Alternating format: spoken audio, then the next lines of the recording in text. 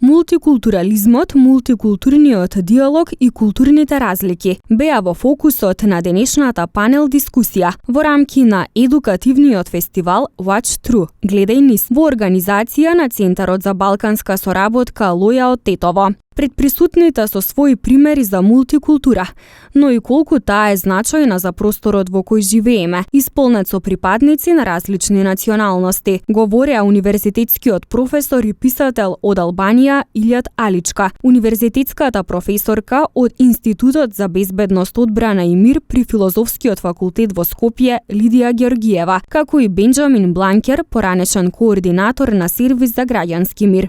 Целта на фестивалот Гледај низ е да се создаде синергија што може да стимулира позитивни промени во општеството и да ги инспирира другите да действуваат кон подобра иднина со перспектива на европска интеграција, со фокусирање на образованието, литературата, граѓанскиот ангажман и заштитата на животната средина. Фестивалот Гледај низ промовира разбирање, емпатија, активизам и критичко размислување, кои се од суштинско значење за мирен соживот и одржлива благосостојба.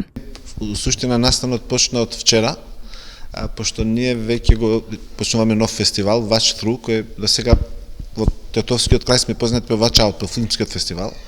Сега почнуваме фестивал на активизам, каде заедно носиме активисти кои го користат уметноста како алатка за да го трансформираат јавниот простор.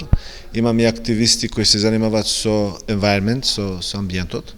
Но една посебна тема, као ова денешната која имавте прилика да ја следите, е посветено на интеркултурализмот и мултикултурното учење. И тоа на сите аспекти на друштвото. Имавте можност да гледате врвни експерти, значи бивши амбасадори, сегашни професори кои се таму, као исто и професори кои активно се занимаваат со политиките и кои нудат модел какво нашето општество може да биде поуспешно и да се гради врз овие различности.